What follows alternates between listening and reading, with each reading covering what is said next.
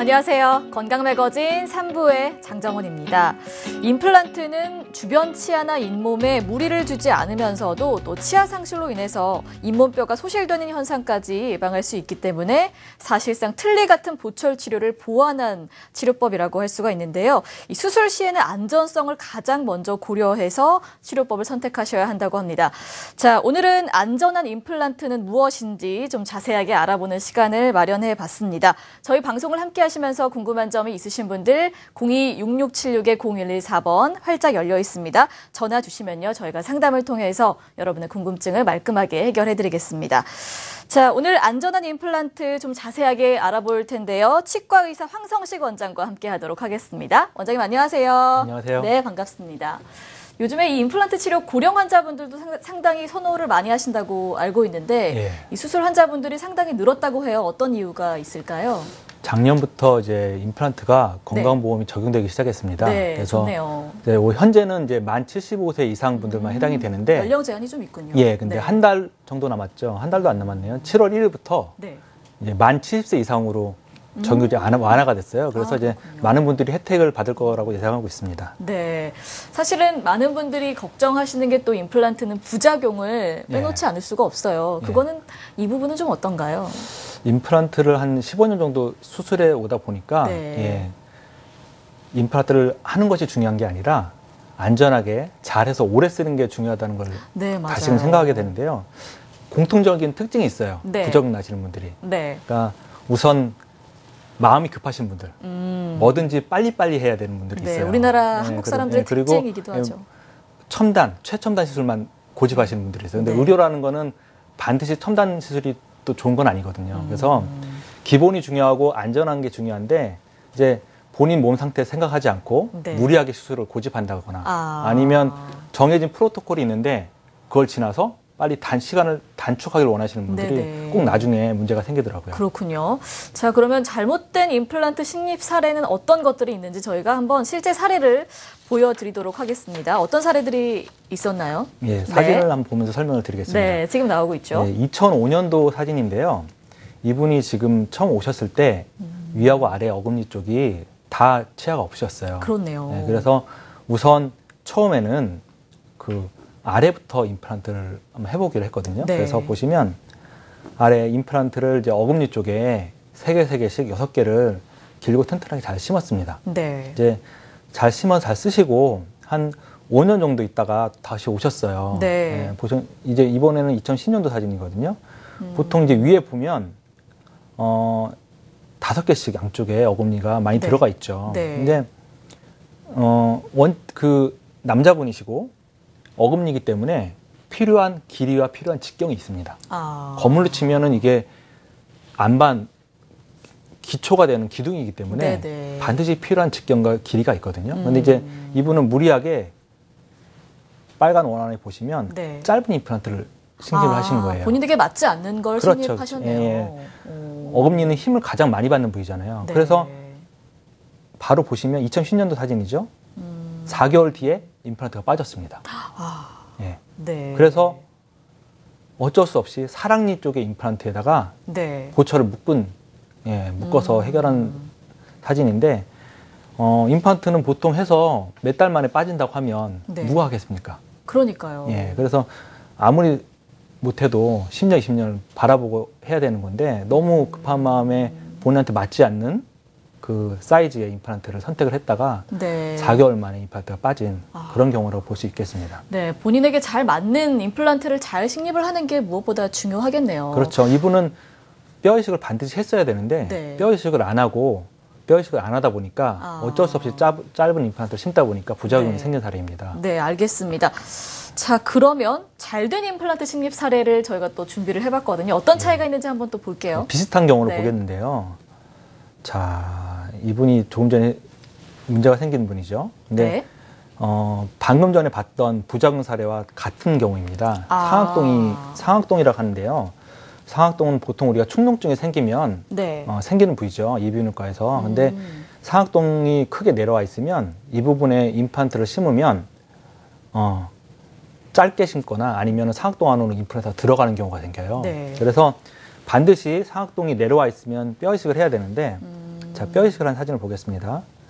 보시면 이 전 사진과 보시면 네. 자세히 보시면 빨간 원 안에 상악동 안에 뼈 이식을 동반한 것을 볼 수 있습니다. 그래서 이런 경우는 뼈 이식을 먼저 해놓고 네. 반드시 기다렸다가 해야 됩니다. 아. 처음 본 사진은 기다리지 않고 무리하게 임플란트를 바로 심었기 때문에 몇 달 만에 그 차이가 빠지는 있군요. 경우이고요. 오. 이렇게 상악동 안에 뼈 이식을 하고 일정 기간 기다린 후에 네. 임플란트가 들어가게 됩니다. 그래서 이분은 2006년도 정도에 끝났는데 지금 거의 10년이 지났는데도 임플란트가 아무 무리 없이 네. 아주 잘 쓰고 계십니다. 네네. 10년 정도 지났는데도 뼈가 녹아내리거나 흡수가 안 되기 때문에 이런 경우는 뭐 자신 있게 20년, 30년 돼도 네. 아주 잘 쓰시고 계시죠. 네, 뭐 빨리 한다고 능사가 아닌 것 같아요. 그럼요. 네, 예. 천천히 체계적으로 잘 단계별로 치료를 하시는 게 중요한 것 같습니다. 이 설명을 들어보니까 임플란트 수술에서 가장 중요한 게 어떻게 보면 뼈 이식인 것 같아요. 선생님 어떤가요? 예. 네. 뼈 이식이 사실 환자분 뼈 상태가 좋고 네. 튼튼하면 우스갯소리로 의사들 사이에 하는 말이 있어요. 임플란트를 던져만 넣어도 붙는다고 했고요. 그 정도로 그런데 중요하다. 근데 네. 뼈가 좋지 않은 상태에서는 아무리 수술을 잘해놔도 그 임플란트는 오래 가지 못합니다. 네. 왜냐하면 임플란트는 그 자리에 있는데 그 주변에 뼈가 가만히 있지 않거든요. 네. 예, 그래서 뼈 이식이 가장 중요한 경우가 굉장히 많고요. 특히나 이제 뼈가 거의 없거나 아니면 당뇨병이나 이렇게 네. 기저질환이 있으신 분들은 그 기저질환 컨트롤하면서 네. 본인 몸을 튼튼하게 한 다음에 임플란트를 하는 것을 권유해드리고 있습니다. 네. 몸 상태가 또 좋아야지 임플란트가 잘 되는군요. 예. 네. 자, 저희가 또 관련된 영상을 한번 준비를 했는데요. 영상을 보면서 또 자세한 설명을 들어보도록 하겠습니다. 네, 선생님 지금 나오는 장면은 어떤 장면인가요? 조금 전에 뼈 이식이 중요하다고 그랬잖아요. 네. 그래서 뼈를 튼튼하게 해주는 여러 가지 방법이 있는데 그 중에서 하나가 자기 본인의 혈액을 채취해서 PRF라고 해서 혈장을 추출해서 그 본인의 자가뼈에 섞게 되면 뼈가 이제 굳는 속도도 빨라지고 최종적으로 이제 뼈가 단단하게 걷게 됩니다. 지금 혈장을 인공뼈에 섞고 있죠. 예. 네. 저게 지금 사람 뼈인데요. 다른 사람이 기증한 그런가요? 겁니다. 본인 뼈가 오. 없는 경우에 저게 네네. 기증된 뼈를 사용을 하기도 합니다. 그래서 혈장을 사용해서 네. 저게 혈장 농축한 겁니다. 약간 그렇군요. 노란색으로 보이죠. 예. 그래서 본인 상악동에 지금 저게 치조골입니다. 네. 치조골을 이식을 하게 되고요. 아. 마지막에 혈장으로 그 부분을 클로즈하게 됩니다. 아. 봉쇄를 잘 해줘야 이식한 뼈가 다른 곳으로 도망을 가지 않기 때문에 네. 저 과정도 굉장히 중요합니다. 네, 임플란트에서 상당히 중요한 과정이라고 할 수가 있겠네요. 아무래도 많은 분들이 임플란트 시술을 생각할 때 좀 오래 쓰고 싶으실 거예요. 그럼요. 당연한 거죠. 예, 예, 당연한 수명은 건데. 뭐 어느 정도 생각을 해야 될까요? 제가 한 15년 정도 됐으니까 네. 제가 처음에 시술한 분들이 15년 전에 하신 분들이잖아요. 네. 그때 잘 하신 분들은 지금까지 아무 이상 없이 잘 쓰고 계시고 아, 그렇군요. 예, 뭔가 잘못된 분들은 아까 보셨다시피 3개월, 4개월 만에도 탈이 나서 임플란트가 빠지게 되고 근데 처음에 임플란트 시술이 잘못되면 네. 두 번째 수술하고 세 번째 수술에도 잘못되는 경우가 많아요. 그만큼 더 어려워지는 거죠. 네. 자, 안전하게 수술을 한다면 15년 정도면 거뜬하게 쓸 수 있다라는 아니, 말씀이시네요. 15년 정도가 거뜬하게 쓰는 게 아니라 15년이 지났어도 아무 탈이 없으니 앞으로도 그 계속 이상으로, 쓰는 거죠. 앞으로도. 예. 네, 알겠습니다. 자, 임플란트 치료 사례가 준비되어 있습니다. 또 보면서 설명을 들어볼 텐데 어떤 사례인가요, 선생님? 이번에는 이제 한눈에 볼 수 있도록 제가 준비해 봤습니다. 네. 보시다시피 아까 상악동 안에 무리하게 수술을 해서 가운데가 빠져서 사랑니 쪽에 묶어놓은 상태고요. 이런 경우는 앞으로 몇 년 가지 못할 가능성이 굉장히 높습니다. 그리고 짧은 임플란트이기 때문에 강하게 씹으면 임플란트가 흔들려서 빠지게 되기 때문에 네. 강한 걸 못 드세요. 네. 그래서 임플란트를 해놓고도 단단한 걸 못 먹고 부드러운 것만 먹어야 되는 그런 일이 발생합니다. 그게 뭐 의미가 있을까요? 오른쪽에 비교해 보시면 네. 임플란트가 훨씬 길죠. 그렇네요. 짧지 않고 훨씬 깁니다. 긴 걸 심을 수 있는 이유가 상악동 안에 뼈를 튼튼하게 만들었기 때문에 네. 굵고 긴 임플란트를 수술할 수 있게 되는 겁니다. 네. 이런 경우는 이제 마음 놓고 식사를 하실 수가 있는 거죠. 그렇군요. 예. 자, 임플란트 식립이 잘 된 사례를 또 보여드렸습니다. 지금은 어떤 사례인가요? 이분 같은 경우는 위아래 자연치아가 하나도 없는 경우입니다. 전악 임플란트라고도 하는데요. 2005년도에 이렇게 해서 오셨어요. 10년 전이죠. 10년 전인데 위아래 10개씩, 10개 이상씩 식립을 하셨죠. 네. 그래서 당연히 뼈이식을 동반했고요. 네. 이분이 기저질환이 있었어요. 당뇨도 있었고 혈압도 있었어요. 이제 이런 경우는 항상 제가 말씀을 드리는 게 수술을 잘하는 것도 중요하지만 네. 그것보다는 오랫동안 잘 쓰시는 것이 더 중요하다고 말씀드리거든요. 그래서 수술이 끝난 다음에 제가 정말 귀찮게 합니다. 네. 귀찮게 해요. 그래야 오래 쓸 수 있거든요. 네. 방치해두면 안 되기 때문에 이제 보철이 들어갔죠. 2006년도에 보철이 들어갔어요. 네. 여기서 끝나면 안 돼요. 그냥 환자를 방치해 놓으면 임플란트를 오래 못 쓸 가능성이 굉장히 높아지기 때문에 계속 귀찮게 합니다, 제가. 네, 그래서 네, 네. 2014년 거의 10년이 지났는데도 뼈가 손실된 게 전혀 없고 아주 잘 쓰고 계십니다. 네, 지금도 이제 계속 귀찮게 해서 1년에 몇 번이고 전화드려서 네. 저랑 인사 나누고 네. 뭐 귀찮게 한다고 뭐 말씀을 하셨지만 그만큼 수술이 끝났다고 해서 끝난 게 아니라 그 후에 네. 또 정기적인 검사가 참 중요하다는 말씀이시죠. 중요하죠. 잘 쓰는 게 더 중요하죠. 네, 알겠습니다. 자, 그럼 계속해서 사례들을 보도록 할 텐데요. 이번에는 또 어떤 사례인가요, 선생님? 예. 네. 보시면 이번에는 같이 한 면에 보게 되는데요. 이분은 아래 자연치 빼고는 이분도 위아래 다 임플란트인데요. 2005년도에 아래 7개를 심고 위에 11개인가요, 지금? 12개인가요? 예. 식립을 해서 지금 작년에 제가 체크하면서 찍은 사진인데, 네. 예. 뭐, 뼈 소실이 전혀 없고 너무 잘 쓰셔서, 예. 살도 찌시고, 네. 이제 표정도 밝아지시고, 예. 이렇게 임플란트 많이 식립하고 이제 자주 보게 되면 네. 굉장히 친해집니다. 의사 환자 사이에.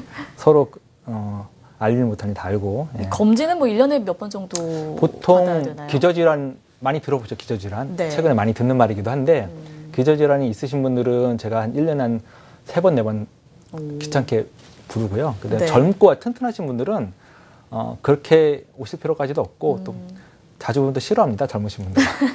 그래서 그런 분들은 1년에 한 번 정도. 예, 네, 한 번 정도. 예, 그 정도 제가 관리를 해드리고 있습니다. 네. 이분도 보시면 왼쪽이 2006년도에 완료가 됐고요. 이것도 작년에 찍은 사진인데 정기 검진했을 때 아무 이상이 없어서 행복하게 잘 쓰고 계시는 경우입니다. 네. 자, 이것도 보시면 왼쪽에 2006년도에 임플란트 치료가 완료가 됐고 오른쪽에 보시면 2014년도에 찍은 사진입니다. 뭐 한 개, 두 개 심으신 분들은 뭐 사실 뭐 큰 문제 생길 일이 없기 때문에 안 보여드리고 이제 아주 많이 큰 수술 하신 분들만 이제 보여드리고 있는데요. 지금 보여드린 사례는 좀 많이 식립을 하신 분들이죠. 그렇죠. 예. 관리를 더 신경을 써야 되고 보통 이런 분들이 기저질환이 있는 경우가 많아요. 왜냐하면 기저질환이 없다 그러면 저렇게까지 가지가 않습니다. 네. 반드시 뭐 당뇨가 있다든지 혈압이 있다든지 무슨 문제가 있기 때문에 본인이 가지고 있던 자연치아들이 다 빠지고 결국은 임플란트를 하게 되시는 분들이 많죠. 그렇군요. 그런 분들일수록 더 신경을 쓰고 정말 귀찮게 해드려야 돼요. 네네. 예. 수술이 뭐 끝났다고 해서 안심하시면 안 되고요. 정기적인 검사가 필요하다는 점 염두를 해두시면 좋을 것 같습니다. 자, 아무래도 똑같은 수술이라도 치아 상태에 따라서 또 어려운 경우도 있을 것 같아요. 이 수술이 좀 어려운 경우는 어떤 경우인가요, 선생님? 사실 의사 입장에서 보자면 환자 상태가 튼튼하고 건강하고 수술하기 좋으면 굉장히 편하고 좋습니다. 그럴 것 같아요. 편하고 굉장히 뭐 5분, 10분이면 끝나고요. 근데 그렇지 않고 어려운 분들이 오면 굉장히 마음이 심란하죠. 잘해드려야 되니까. 예. 마지막으로 믿고 오시는 분들도 있고 그러기 때문에 절망적인 상태에서 오시면 그런 분들은 더 신경을 쓰고 그 전날 사실 밤에 잠이 잘 안 오는 경우도 있어요. 내 수술을 어떻게 하면 잘할까 이런 생각 때문에 한번 사례 볼까요? 네, 사례를 한번 보겠습니다. 이분 왼쪽에 보시면 턱뼈에 그물망 같은 게 보여요. 자세히 보시면. 예, 교통사고를 당하셔갖고 턱뼈를 고정해 놓으셔서 사실 거의 포기를 하고 또 여자분인데 그게 나이 드신 분도 아니셨어요. 할머니도 아니고 중년 대기 바로 될까 말까 이 정도 나이인데 고민이 그럼 크셨겠네요. 평생 이제 틀니를 할 생각에 눈물로 밤을 지새는 그런 경우였는데 뭐 우울증도 좀 생기실 것 같고요. 그렇죠. 여러 번 실패를 거듭해서 이제 마지막에 이제 정말 지푸라기도 잡는 심정으로 상담을 하러 오셨는데 우선 안심을 시켜드리고요. 상담만 굉장히 오래 했던 것 같아요. 그래서 일단 이 핀을 제거를 해야 됩니다. 이 핀을 제거를 해야 수술을 할 수 있기 때문에 일단 이 핀을 제거하는 수술을 먼저 했어요. 네. 제거를 하는 수술 보시면 이제 없어졌죠.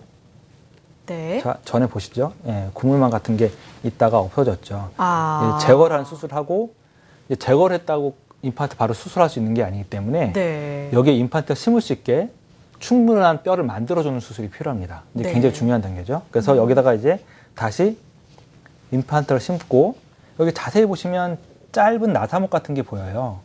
이게 이제 블록본이라고 해서 네. 덩어리 뼈를 고정시켜 놓는 겁니다. 예, 이게 굉장히 중요한 단계고요. 만약에 이게 2단계에서 실패를 하게 되면 네. 임플란트를 영영 못 하게 되는데 예, 다행히 이번에는 성공을 해서 뼈이식이 잘 돼서 임플란트를 심을 수가 있었습니다. 네. 수술이 가능하고 이제 이것이 3개를 심었죠. 이게 잘 돼서 보철까지 완료를 하게 되었습니다. 네. 이분은 이제 너무 기뻐서 끝나고 나서 이제 거의 눈물까지 글썽였었는데 기억이 나는데 네네. 그래서 이제 이렇게 끝나게 되니까 반대쪽도 같은 상악동이긴 한데 훨씬 쉬운 경우죠. 그래서 이제 반대쪽도 이제 뭐 치아를 빼게 됐는데 그래서 그때는 너무 쉽게 동의하시고 우시면서 들어가셔가지고 예, 꺼냈던 기억이 나는데 여기 이분도 물론 이제 이거 지금 이 부위도 수술이 쉬운 건 아니에요. 결코 쉬운 건 아닌데 반대쪽에 비하면은 훨씬 쉬운 경우라서 이 부분에 뭐 일반적으로 상악동 이식을 하고 네. 예, 임플란트를 2개 심어서 지금까지 잘 쓰고 계십니다. 2012년도 찍은 사진인가요? 예, 그렇군요. 잘 쓰고 계십니다. 지금. 자, 이렇게 좀 극단적으로 치료가 어려운 경우에는 좀 더 꼼꼼한 검사를 통해서 치료를 하셔야 될 것 같은데요. 저희가 또 영상을 한번 준비해봤습니다. 어떤 과정이 필요한지 영상으로 한번 확인해 보시죠. 네. 예, 이런 어려운 경우는 CT 촬영을 해서 예, 환자 술전 검진을 철저하게 하게 되는데요. 네. 예, 3차원으로 예, 보게 됩니다. 그래서 술전 한 수술하기 전에 미리 찍어서 미리 치료 계획을 세우게 되죠. 이거 지금 보면은 아까 보면 이게 나사로 고정한 모습입니다. 이건 임플란트가 아니고 네. 치조골을 고정하는 나사입니다. 예, 치조골 고정한 나사이고 이렇게 해서 3차원 입체로 이제 수술 방향 결정하고 네. 예, 임플란트 종류, 사이즈, 직경이 중요하기 때문에 미리 네. 다 결정하고 들어가게 됩니다. 수술을 하기 전에 보통 이렇게 검사하는 시간은 뭐 어느 정도 예상을 하면 되나요? 보통 쉬운 경우, 아주 젊고 튼튼하신 분들 같은 경우는 네. 뭐 사실 검사라고 할 것도 없이 파노라마 사진 하나 찍고 한 5분, 10분이면 끝나버리고요. 조금 전같이 어려운 분들 같은 경우는 하루 이틀 더 걸리죠. 아, 그렇군요. 예. 조금 환자 상태에 따라서 그 예. 부분은 좀 차이가 생기는군요. 10배 이상 차이가 난다고 볼 수 있습니다. 알겠습니다. 자, 수술 후에도 또 CT 영상이 있다고 하는데요. 화면으로 역시 또 확인을 해보겠습니다. 네. 수술 후에도 지금 뼈 이식을 한 이후에 예, 검사를 하는 장면입니다. 이제 네. 뼈 이식을 해서 얼마나 잘 들어갔나, 뼈 이식이 얼마나 양으로 어떻게 위치로 들어갔나 검사를 하고요. 네. 이제 뼈가 들어간 양에 따라서 이제 들어갈 임플란트 종류랑 네. 그다음에 직경이랑 길이랑 다 결정하게 되는 거죠. 네. 이 과정도 굉장히 중요하다 볼 수 있습니다. 그렇군요. 후에도 또 영상을 확인을 하시는군요. 그렇죠. 반드시 CT를 찍는 건 아니고요. 네. 왜냐하면 CT가 방사선량이 조금 많기 때문에 특별한 경우만 찍습니다. 저 같은 경우는. 예, 왜냐하면 환자분한테 미치는 방사선 양도 생각을 해야 되기 때문에 반드시 필요한 경우만 환자분 동의를 구하고 네. 그런 경우 찍고 있습니다. 알겠습니다. 자, 오늘 부작용이 없는 안전한 임플란트 치료법을 자세하게 알아보고 있습니다. 저희 방송 보시면서 궁금한 점 있으신 분들 주저하지 마시고요. 전화 많이 주세요. 02-6676-0114번입니다. 자, 시청자분과 연결이 또 되어 있다고 하는데요. 바로 전화 받아보도록 하겠습니다. 여보세요? 네, 여보세요? 네, 어머니 안녕하세요. 반갑습니다. 네, 안녕하세요. 네, 예. 치아가 어떻게 불편하세요? 예, 저는 한 10여 년 전에요. 네. 그, 보철을 했어요. 예. 보철을 했는데 지금 불편해서 빼는 지가 한 7, 8년 정도 되거든요. 예. 네. 근데 이 임플란트가 가능한지요? 7, 8년 정도 됐으면 아마도 제가 생각하기에 네. 뼈 이식을 안 하고 그냥 하면은 안 될 가능성이 높습니다. 왜냐하면 7, 8년 동안 치아가 없었다는 거는 뼈가 어떻게 인식을 하냐면 본인 스스로 필요 없다고 인식을 해요. 그래서 쪼그라듭니다. 부피가 줄어들어요. 그래서 뼈 이식 없이 하게 되면은 얇은 임플란트를 하거나 아니면 짧은 임플란트를 해야 됩니다. 아까처럼 똑같은 경우죠. 그러면은 단단한 음식을 드시면 몇 년 안 가서 임플란트가 빠져버려요. 그럼 또 재수술을 해야 되잖아요. 그렇기 때문에 뼈 이식을 먼저 하고 충분한 시간을 기다려서 안전하게 하시면 아무런 문제 없이 10년이고 20년이고 사용하실 수가 있죠. 네. 자, 어머니 궁금한 점 해결되셨나요? 네네. 네, 오늘 저희 상담이 도움이 되셨길 바라겠습니다. 가까운 전문병원 방문해 주시기 바랍니다. 자, 계속해서 또 화면을 준비해봤습니다. 어떤 내용인지 화면으로 먼저 확인을 해보도록 하겠습니다. 네. 예, CT 찍는 모습이 나오는 것 같습니다. 네. 지금 무통 마취를 같이 시행하는 화면인가요? 네, 먼저 마취를 하기 전에 그 환자분의 뼈 상태를 3차원으로 봐야 되기 때문에 그 전에 이제 CT를 찍게 되죠. 예. 네. 파노라마 사진을 먼저 찍고 나서 그것으로 이제 부족하다고 생각됐을 경우에 CT를 찍는 오더를 내리게 되죠. 예. 그러면 이제 저렇게 돌아가면서 CT를 찍게 되면 이제 3차원으로 이제 분석을 할 수 있게 됩니다. 근데 일반 큰 메디칼 병원에서 찍는 CT보다는 방사선량이 적긴 해요. 왜냐하면 디지털이고 턱뼈 모양만 찍기 때문에 전신 찍는 CT에 비해서 한 5분의 1 정도 생각하시면 됩니다. 지금 무통 마취 나오는데요. 사람이 하는 게 아니라 그 마취기를 꽂아놓게 되면 컴퓨터가 알아서 조정을 합니다. 자동으로 주입이 되기 때문에 약간 따끔한 거 빼고는 그 다음에 이제 환자가 마취하는 걸 모를 정도로 의식이 깨어있는 상태인데 전신 마취를 하진 않고 저렇게 국소 마취로 최근에는 컴퓨터를 이용한 마취를 하기 때문에 예전보다는 훨씬 이제 고통이나 불안감이 많이 해결이 됐죠. 좋네요. 사실 그 부분을 가장 걱정을 좀 많이 하시거든요. 자, 이 부분은 잠시 후에 계속해서 알아보도록 하겠습니다. 시청자분의 전화 연결이 또 되어 있습니다. 바로 전화 받아보도록 하죠. 여보세요? 여보세요? 네, 어머니 말씀하세요. 안녕하세요. 예, 저는 치아가. 네. 여보세요? 네, 어머니 말씀하세요. 치아가 어디가 가장 불편하세요? 불편할 정도가 아니고요. 네. 저는 밑에 치아 앞에 이가 빠진 지가, 헤너가 잘못돼 빠진 지가 한 10년이 넘었어요. 그냥 이래 있고, 형편한 데가 뭐 했고. 또 위에도 지금 뭔가 전부 다 빠지고, 이빨이 지금 몇 개 안 남은 상태인데. 빼가지고 너무 치아를 오래 둬가지고, 이걸로 가지고도 뭐 어떻게. 어머님 연세가 어떻게 되세요? 60세는요. 당뇨나 혈압은 없으신가요? 당뇨 혈압 약 먹어요. 약 드시나요? 그냥 주사는 안 맞으시고요? 주사는 뭐 약 먹고 있습니다. 약으로 조정하고 있습니다. 어머님 같은 경우가 바로 오늘에 해당되는 안전한 임플란트를 해야 되는 경우입니다. 이제 무리해서 수술을 막 빨리빨리 해결한다든지 너무 무리한 수술을 하시게 되면 임플란트 하는 것까지는 좋은데 얼마 쓰지도 않고 부작용으로 다 실패해버리는 그럴 가능성이 굉장히 높아요. 당뇨도 있고 약도 드시고 나이도 있으시고 또 중요한 게 치아를 빠진 지 오래됐고 그러면은 굉장히 수술하기 불리한 케이스거든요. 의사 입장에서는 어떻게 보면 굉장히 하기 싫은 케이스이기도 해요. 하지만 하게 되면은 정확히 안전하게 해야죠. 근데 60대시면 60대시 말씀하시는 거 봐서는 절대 못할 경우는 아니고요. 그 믿음직한 의사 선생님 만나서 그분에 따라서 믿고 가면은 전혀 문제될 것 같지 않아요. 다만 뼈 이식을 해야 될 확률이 90% 이상이라고 보시면 됩니다. 그렇군요. 그러면 선생님, 그 지금 선생님 말씀하신 데는 임플란트밖에 안 하는가요? 아니죠. 뭐 반드시 임플란트를 해야 되는 건 아니고 어머님 경우에 따라서 틀니를 해야 될 수도 있고요. 아니면 임플란트랑 틀니랑 결합해서 임플란트 틀니를 할 수도 있고 방법은 여러 가지가 있습니다. 네, 일단은 어머니 치료를 미루지 마시고요. 가까운 전문병원을 방문하셔서 먼저 어머니 치아 상태를 좀 정밀적으로 검사를 해보시는 게 중요할 것 같습니다. 미루면 미루실수록 하기가 어려워지실 거예요. 네, 그러니까요. 그럼 지금 선생님 병원은 어디세요? 네, 어머니 그 부분은 제가 방송 중에 말씀을 드릴 수가 없어서 궁금한 점이 있으시면 저희 방송 끝나고 다시 한번 전화를 주시면 저희가 한번 또 가보려고. 상담을 또 추후에 또 해드리겠습니다. 오늘 고맙습니다. 자, 저희가 앞서 무통 마취 간단하게 좀 말씀을 해드렸는데 사실 임플란트 치료에서 가장 두려워하시는 게 이 통증이거든요. 이 무통 마취는 어떤 건가요, 선생님? 보통의 경우 이제 치과에서 전신 마취는 하지 않기 때문에 다 의식이 깨어 있어서 대화를 하면서 수술하게 됩니다. 근데 그 전에 마취하는 것 자체를 너무 무서워하시는 분들이 많아요. 맞아요.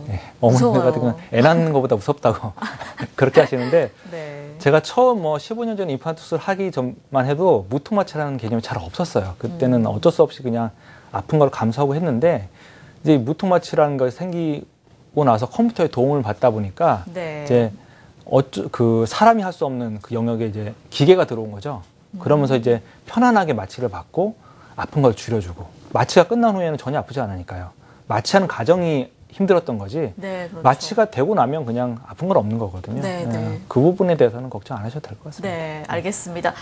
자, 그리고 뼈가 거의 없는 경우에는 또 임플란트 틀니라는 걸 한다라고 하는데요. 이거는 또 어떤 차이가 좀 있나요? 임플란트 틀니를 하는 경우는 보통 제가 겪어보면 두 가지 경우가 있어요. 어떤 경우가 있냐면 임플란트를 다 많이 심고 싶은데 이제 비용이 너무 부담이 되는 경우. 그렇죠. 그런 경우 이제 10개를 심을 수는 없으니까 한 2개, 4개만 심어서 좀 저렴하게 가고자 하는 경우가 있고요. 첫 번째 경우. 그 경우가 좀 많이 있고 두 번째 경우는 그게 아니고 너무 상태가 안 좋아서 다 심을 수가 없는 경우가 있어요. 이제 그러니까 부작용이 우려되는 경우죠. 부작용이 우려돼서 임플란트를 한 2개나 4개만 심고 안전하게 가야 되는 경우. 그런 경우 임플란트 틀니를 하는 경우가 있습니다. 그렇군요. 자, 그러면 저희가 실제 사례를 한번 또 볼게요. 사진을 한번 좀 보여주실까요? 사진을 보시면 이분 같은 경우는 자세히 보시면 양쪽 오른쪽에 나사목 같은 게 기역자로 있죠. 이분이 이제 턱 외상, 교통사고 크게 당해서 턱뼈를 고정해 놓은 경우입니다. 그래서 이 근처에는 도저히 임플란트를 수술할 수 없는 경우였어요. 그렇군요. 그런데 위아래 틀니를 했는데 기존에 틀니를 했는데 너무 불편하고 맞지 않아서 하루하루 죽으로 연명을 하는. 그래서 얼마나 힘드실까요? 오죽하면은 그냥 죽기 전에 한번 제대로 식사 한번 하고 죽고 싶다. 이렇게 말씀을 하시는 분이셨어요. 70대 할머니인데 그래서 이제 이 부분을 하기에는 무리해서 하기에는 너무 위험하고 그래서 안전하게 하기로 해서 그나마 턱뼈가 남아있는 곳에 4개만 심어서 하기로 한 경우입니다. 그래서 왼쪽에 보시면 왼쪽이 정상턱뼈예요. 굉장히 튼튼하고 좋죠. 근데 이 부분은 이제 다 녹아내려서 틀니를 너무 오래 써서 턱뼈가 없어지기도 했고 외상성 손상으로 해서 교통사고로 해서 이제 뼈 수술까지 한 그런 경우라서 이제 굉장히 불리한 케이스였죠. 그래서 이제 어쩔 수 없이 임플란트 틀니로 이제 하게 됐는데 보시면 그나마 좀 턱뼈가 좋은 앞쪽에 4개를 심어서 임플란트 4개를 심었죠. 이제 이 정도 4개를 심게 되면 그래도 일반 틀니보다는 훨씬 편하게 쓸 수가 있어요. 그렇군요. 이 정도만 해도 10개를 심었을 경우에 100이라고 한다면 그리고 틀니가 한 20이나 30 정도로 한다면 이렇게 앞쪽에 4개만 심어서 임플란트 틀니를 하게 되면 한 80% 정도 기능을 회복할 수 있습니다. 그러면은 나이 드신 할머니 같은 경우는 100%나 80%나 거의 똑같거든요. 그럼요. 얼마나 만족감을 느끼시겠어요? 잘 모르세요. 100%나 100%나 그냥 뭐 깍두기 다 드십니다. 깍두기도 드시고 돼지 갈비도 드시고 고기 드시고 너무 행복하게 잘 식사를 하실 수가 있어요. 자, 예후가 좋은 치료 사례 보여드렸습니다. 자, 이 시술을 하기 전에도 이 턱뼈를 또 CT로 검사를 한다고 알고 있는데 화면을 통해서 한번 설명을 들어보도록 바로 하겠습니다. 조금 전에 본 그 환자인데요. 이제 CT를 찍어보죠. 왜냐하면 안전하게 해야 되기 때문에 이런 경우는 반드시 찍게 됩니다. 부작용이 혹시라도 있으면 안 되기 때문에 그렇죠. 밑에도 한번 보고 위에서 보고 몇 밀리짜리를 심어야 될지 이제 파악을 하게 되죠. 예전에 CT가 없을 때는 감으로 해야 됐어요. 감으로요? 10년, 15년 전만 해도 치과에서 CT가 있으려는 생각도 못했거든요. 뭐 대학병원에 가야 뭐 CT가 있던 그런 시절이었기 때문에 최근에는 치과에도 다 CT가 있죠. 그래서 이제 이런 어려운 수술을 안전하게 할 수 있게 되었습니다. 부작용을 또 훨씬 줄일 수 있는 방법이 되겠네요. 줄일 수 있다면 줄여야겠죠, 저희가. 자, 기존에는 뭐 틀니를 많이 했었는데 이제는 또 임플란트 틀니를 많이 하신다고 하는데요. 이 두 가지가 또 어떤 차이가 있는지 한번 저희가 비교를 해볼까요, 선생님? 보통 임플란트 틀니랑 비교를 하게 되면 틀니는 자연치아의 그 젊었을 때 쓰는 힘의 30% 정도라고 보시면 돼요. 그리고 그리고 임플란트 틀니는 임플란트 뿌리가 일단 있기 때문에 거의 80%, 90% 보시면 됩니다. 그러니까 네. 말이 80%지 뭐 나이 드신 할머니, 할아버지들 뭐 거의 차이를 못 느끼시더라고요. 네. 예, 그렇게 되고 그리고 이제 일반 틀니는 뺐다 꼈다 하기 때문에 말하다가도 빠지고 굉장히 불편하죠. 그리고 근데 이제 임플란트 틀니는 절대로 저절로 빠지진 않습니다. 아, 예, 근데 물론 본인이 빼고 싶으면 뺄 수는 있어요. 뺄 수는 있고 그런데 이제 일부러 빠지지 않는 한 절대 빠지지 않고요. 그리고 이제 일반 틀니는 잇몸 위에 얹혀져 있는 상태예요. 이가 없으면 잇몸으로 먹는다 하잖아요. 아, 그렇죠. 지금 정말 잇몸으로 먹는 거거든요. 네. 그래서 잇몸이 잘 붓고 아파요. 잇몸으로 먹기 때문에. 그래서 단단한 걸 드시면은 아프죠. 네. 근데 이제 임플란트 틀니는 모양은 틀니 모양인데 사실은 임플란트랑 마찬가지인 거죠. 왜냐하면 안에서 뿌리가 4개나 튼튼하게 지지를 해주기 때문에 네. 단단한 질긴 음식은 얼마든지 드실 수가 있죠. 그렇군요. 네. 네. 큰 차이가 있습니다. 알겠습니다. 자, 틀니와 임플란트 틀니 비교를 한번 또 해봤습니다. 임플란트 틀니 치료 사례, 임플란트 치료 사례 더 볼까요? 예, 임플란트 틀니 네. 한 가지 더 보겠습니다. 예. 네. 지금 이분 같은 경우는 거의 치조골이 흡수가 돼서 굉장히 얇죠. 이런 분은 그냥 젊은 남자 힘을 꽉 쳐서 부러뜨리면 부러질 것 같아요. 예, 너무 얇아서 이런 분들은 정말로 자전거 같은 거 타다가 넘어지시면 정말 부러지는 경우거든요. 그래서 위험한 바깥쪽으로는 수술하면 하고 골절이 생기기 때문에 임플란트 심다가 골절이 되면 어떻게 됩니까? 큰일 나죠. 그렇죠. 그렇기 때문에 안전하게 가야 됩니다. 그래서 비교적 튼튼한 앞쪽에 뼈 이식을 해서 4개를 심었습니다. 이분이 지금 2006년도에 하셨어요. 네. 9년 전이잖아요. 그냥 9년 전에 하신 거, 자, 2014년이 됐는데, 지금 작년에 찍은 사진인데요. 네. 뼈 이식 해놓은 게 전혀 흡수가 안 되고 아주 잘 쓰고 계십니다. 예, 이분 같은 경우는 뭐, 7, 8년 되도록 정기검진도 잘 오시고, 네. 오실 때마다 항상 밝게 웃으시고, 식사 잘 하신다는 걸 봐서는 뭐, 예, 평생 잘 쓰지 않을까, 네. 그렇게 생각하고 있습니다. 좋네요. 네. 자, 비교적 예후가 좋은 치료 사례 보여드렸습니다. 오늘 부작용 없는 안전한 임플란트 치료 알아보고 있는데요. 평상시 또 궁금한 점이 있으셨던 분들 전화 주시면 저희가 상담을 해드리겠습니다. 02-6676-0114번입니다. 자, 계속해서 시청자 여러분과 전화 연결을 또 해보도록 하겠습니다. 여보세요? 여보세요? 여보세요? 네, 어머니 치아 어떻게 불편하세요? 치아가요. 네. 편한 게 아니라 이제 틀니를 하나 밑에 있는지 작년에 다 뺐어요, 이를. 그러셨어요. 작년이라고 해야지. 이제 뺐는데 아랫니를 다 빼고 하나만 남아갖고 있는데 거기다 틀니를 있는데 아주 멋을 못 묶었어요. 이게 이를 심으려고. 네. 딱 심어보면 어떡해. 수제비는 얼마나 나오고. 아이고, 네. 일단 좀 간단하게 상담해 이런 주시죠. 어머님들이 굉장히 많으세요. 네, 예, 그렇죠. 틀니를 여러 번 했는데도 만족하지 못하고. 아니요, 한 번만 했단 게요. 틀니를 한 그래요? 번. 예, 그러니까 틀니를 해서 이제 잘 맞지 않는 틀니로 해서 고생을 하게 되면, 예. 하나만 하는 게 되죠. 예, 하나만 남아갖고는 이가 있어서 틀니를 했더니 아주 못 쓰겠어요. 예, 그렇죠, 불편하고. 그렇죠. 일단은 네. 식사를 제대로 못 하시죠, 어머님. 예, 밥을 그렇죠. 못 먹었어요, 예. 전부 다. 틀니를 다시 만든든지 아니면은 조금 전에 보시는 것처럼 이제 큰 게 심어보려고요. 몇 개만 심어서 임플란트 틀니를 예. 하시면 식사 잘 예, 하실 예. 수 있어요, 어머님. 희망 가지세요. 할 수 있어요? 그럼요. 네, 할 수 예, 희망 있다고 가지세요. 하니까요. 예. 어머니 너무 그럼 걱정하지 임플란트 마시고요. 심은 데는 얼마나 든가요? 네, 그 부분은 저희가 어머니 방송 중이라서 말씀을 드릴 수가 없습니다. 더 궁금하신 점은 저희 방송 끝나고 다시 한 번만 전화를 더 주세요. 고맙습니다. 자, 저희가 부작용에 대한 부분 아무래도 가장 많은 분들이 또 걱정하시는 것 중에 하나인데요. 그럼요. 임플란트의 대표적인 부작용들 어떤 것들이 있나요, 선생님? 대표적인 부작용들이 이제 기저질환이 있을 분들이 네. 무리해서 임플란트를 빨리 하게 되면 임플란트가 몇 년 안 가서 이제 빠지게 되죠. 네. 그런 경우가 가장 많고요.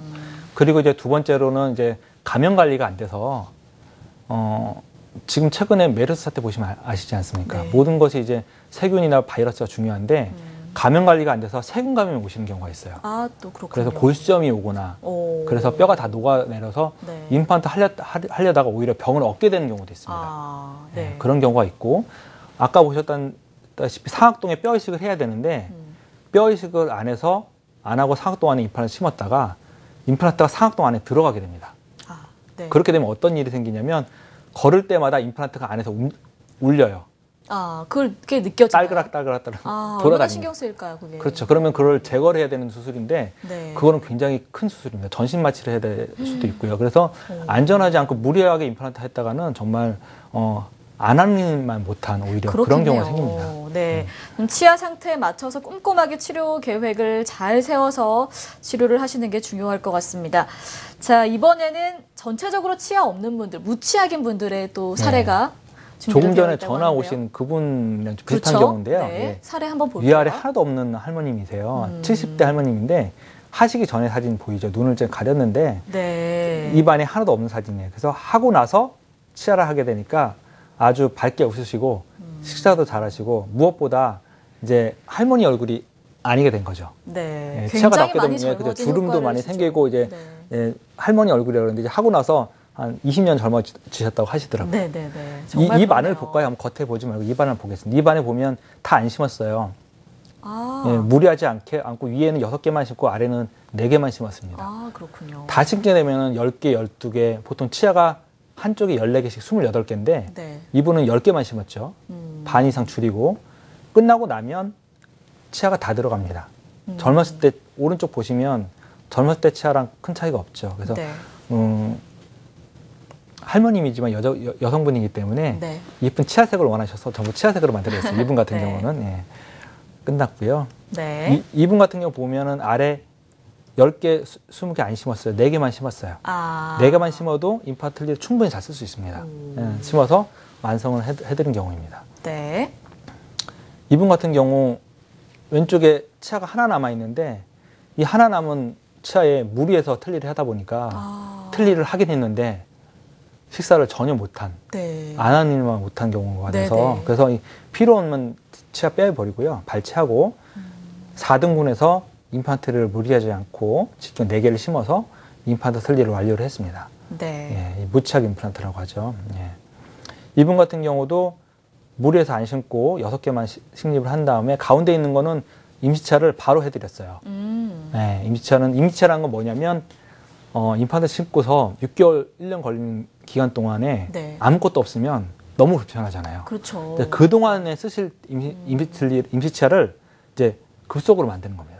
그래서 식사를 하고 어느 정도 기능을 한 다음에 그 다음에 나중에 한 번 더 만들어 드리죠. 6개월, 1년 지난 다음에 이런 경우는 2번 만들어 드리는 경우죠. 그래서 잘 쓰시게 해드렸습니다. 다음 사례 또 있나요? 왼쪽에 보시면 이분은 아래는 특이하게 아래는 치아가 건강하고 위에만 없는 경우예요. 그래서 보시면 웃어도 왼쪽 위에 보면 치아가 안 보이죠? 치아가 안 보이고 이제 이런 경우에 임플란트를 해서 위에 활짝 웃게 되니까 같은 분인데 더 젊어 보이지 않습니까? 치아의 효과가 엄청나네요. 더 젊어 보이시죠? 그래서 활짝 웃게 되고 자신 있게 웃게 되고 그런 경우를 볼 수 있습니다.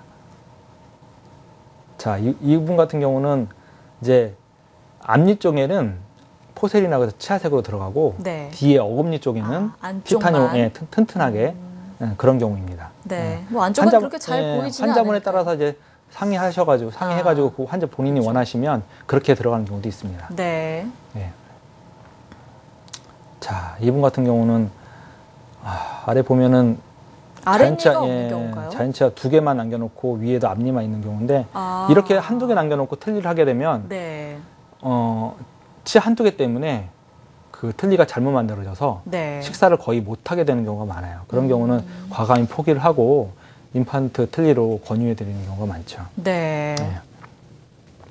자, 사례 또 나오고 있네요. 그렇죠. 이분 같은 경우는 아래는 괜찮은데 위에가 다 안 좋아서 위에만 한 경우입니다. 그래서 위에 임플란트 안 좋은 치아를 다 발치하고 임플란트를 다 잘 심어서 위에만 했는데도 상당히 많은 차이가 나네요. 그렇죠. 아래 같은 경우는 아직은 튼튼하기 때문에 굳이 건드리지 않고 잘 관리를 해드리죠. 이런 분들 같은 경우가 제가 귀찮게 해야 되는 경우입니다.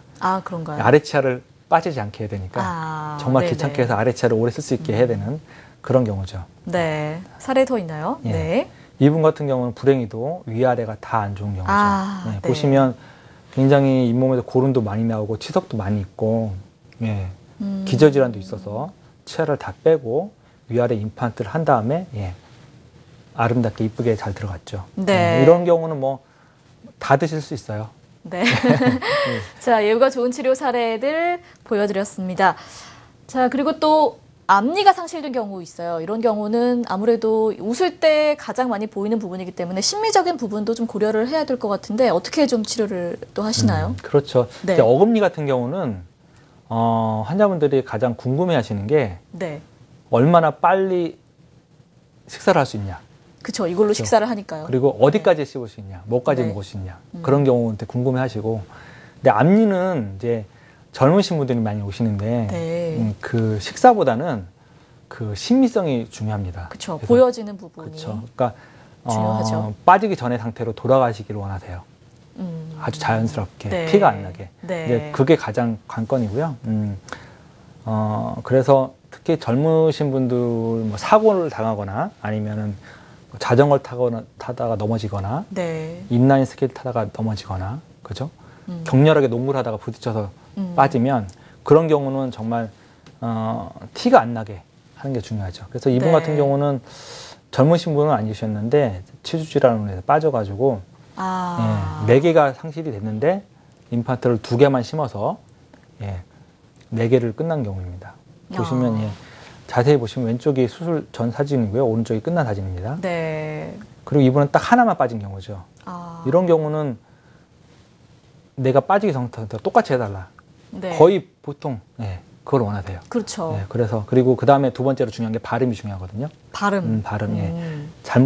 수술이 잘못되면 발음이 이상해집니다. 아, 그런가요? 예, 앞니는 발음도 굉장히 중요해요. 아, 그렇군요. 첫 번째가 심미, 2번째가 발음입니다. 오, 예. 처음 알게 된 또 부분이네요. 예. 네. 만약에 본인이 앞니가 빠졌는데 임플란트 하고 나서 네. 발음이 잘 안 되면 전 큰일이죠. 큰일이죠. 네. 직업적으로 이제 그렇죠. 예, 네. 그런 분들 많아요. 아, 강사분들, 예, 영어 그런 분들. 그렇군요. 이분 같은 경우에 치아가 빠져서 잇몸이 내려간 경우 잇몸을 회복해서 임플란트가 끝난 경우입니다. 네.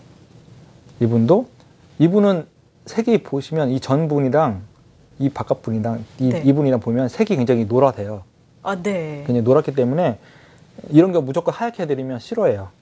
아, 왜냐면 그러니까 티가 본인의 너무 치아색을 그렇죠. 그래서 똑같이 거죠? 원래 치아였던 것처럼 똑같이 누렇게 네. 해서 거의 티가 안 나게 보시면 그 바로 옆에 치아랑 맞추느라고 굉장히 고생했어요. 아, 그것도 맞추기가 또 힘들겠어요. 누렇게만 한 게 아니라 그 네. 층층 약간 줄 띠도 있고 그래서 맞추느라고 고생을 좀 했던 기억이 납니다.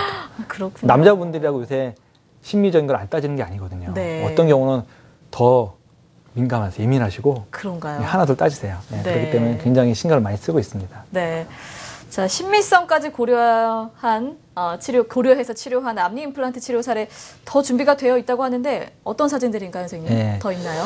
예, 지금 보시면 이분 같은 경우에 왼쪽 그 2치아가 사고로 부러져서 네. 어쩔 수 없이 발치를 하고 임플란트를 한 경우인데 임플란트를 해서 그 바로 옆에 치아랑 거의 크게 차이가 안 나게 네. 예, 치료가 끝난 사진입니다. 네. 저희 같은 경우 오면 아는데요. 일반인들은 잘 모르세요. 전 뭐 전혀 모르겠네요. 잘 모르세요. 저희들은 네. 알죠. 아, 네, 그렇군요. 보면 한 거 알고. 이분 같은 경우는 치아 하나는 살리고요. 요 치아는 살렸습니다. 발치하지 않고 이 반대쪽 요 부분에 임플란트를 심어서 이제 끝난 경우입니다. 자연치랑 임플란트랑 이제 결합이 된 경우죠. 자연치는 그 하나대로 싱글로 보철이 들어가고 임플란트는 2개를 심어서 네. 3개를 완성한 경우입니다. 앞니 같은 경우는 굳이 빠진 개수 다 식립하지 않아도 됩니다. 그렇군요. 네. 이분 같은 경우는 싱글로 임플란트 치아가 하나 빠져서 하나 심은 경우죠. 네. 예, 그렇게 되고 이것도 지금 이분 같은 경우도 치아가 하나 빠져서 네. 심는 이분 같은 경우는 잇몸을 열면 앞니 같은 경우는 잇몸을 절개를 하게 되면 네. 그 절개를 한 흔적이 남아요. 여성분들 제왕절개 수술하면 나중에 애를 낳는 건 편하지만 끝나고 나서 배에 흉터가 남잖아요. 그렇죠. 앞니 같은 경우도 잇몸을 절개하고 하면 예전엔 절개 많이 했었어요. 저 같은 경우. 그러면 임플란트는 이쁘게 되는데 흉터가 남습니다. 그래서 앞니 같은 경우는 절개를 하지 않고도 굉장히 많이 합니다. 최근에는. 네, 그렇군요. 어금니는 잘 권유하지 않고요. 앞니 같은 경우는 무절개로 해서 하게 되면 흉터가 안 남고 절개선이 안 남기 때문에 심미성 고려해야 하는 경우에 절개하지 않은 무절개 임플란트도 많이 하고 있습니다. 알겠습니다. 자, 예후가 좋은 치료 사례들 보여드렸습니다. 오늘 안전한 임플란트 치료 알아보고 있습니다. 궁금한 점 있으신 분들 전화 기다리고 있는데요. 02-6676-0114번입니다. 자, 계속해서 시청자분과 또 연결을 해보도록 하겠습니다. 여보세요? 여보세요? 네, 아버님 안녕하세요. 예, 안녕하세요. 네, 치아 어떻게 불편하세요? 다른 게 아니고, 네. 제가 임플란트 어금니 예. 두 개를 했는데, 예. 그게 사용을 하다 보니까 흔들거려서 저 병원에 다시 찾아가가지고 쪼은다고 뺐어요. 빼다가 잘 안 빠지니까, 예. 그 뭐 연장으로 치더라고요. 예. 그 치다가 보니까 안에 심은 티타늄이 깨어졌어요. 예. 네. 그거 지금 다시 수술을 해야 되는데 그 수술이 쉬운 수술인지 그게 알고 싶어갖고 예. 지금 티타늄을 덜 내야 된다더라고요. 예, 부작용이 생긴 경우입니다. 네. 예, 그래서 그런데요. 이런 경우는 사실 그냥 해야 되는 경우보다 한 3배 정도 더 힘든 수술이라고 보시면 돼요. 일단은 가장 큰 문제점이 지금 그 티타늄 뿌리를 빼다가 원래 그 턱뼈가 골절이 될 수가 있고요. 예, 그리고 골수염이 생길 수가 있어요. 그래서 그 임플란트를 그 치조고 손상 없이 조심스럽게 잘 빼는 게 가장 힘들고 어렵습니다. 그 다음에 이제 빼는 게 한번 어렵죠. 그런 다음에 제거를 하고 나면 그 부분이 폭탄 맞은 것처럼 구덩이가 파여요. 그 부분을 원래대로 임플란트 수술하기 전에 원래대로 건강하게 되돌리는 수술이 굉장히 중요하고 또 어렵습니다. 네. 그렇게 되면은 그 과정까지 하게 되면은 마지막에 임플란트 심는 건 쉬워요. 근데 그 과정까지가 잘 되기가 힘들죠. 첫 번째, 그 지금 잘못된 임플란트를 조심스럽게 잘 제거하는 것이 중요하고, 두 번째로 제거한 다음에 다시 건강한 치조골로 재건하는 게 중요하고, 네. 거기까지만 잘 되면 마지막으로 임플란트를 수술하는 거는 그렇게 어렵지가 않습니다. 네, 그렇군요. 자, 좀 힘드시겠지만 가까운 전문 병원을 방문하셔서 보다 좀 자세한 검사를 또 해보시는 게 중요할 것 같습니다. 자, 오늘은 부작용 없는 안전한 임플란트 치료에 대해서 좀 자세하게 알아봤습니다. 오늘 치과의사 황성식 원장과 함께 했습니다. 원장님 오늘 감사합니다. 네, 감사합니다. 네, 건강매거진 3부 이제 마칠 시간이 됐습니다. 행복한 삶을 위한 여러분의 건강 가이드, 저는 다음 주에 또 유익한 정보로 다시 인사드릴게요. 시청해주신 여러분 고맙습니다.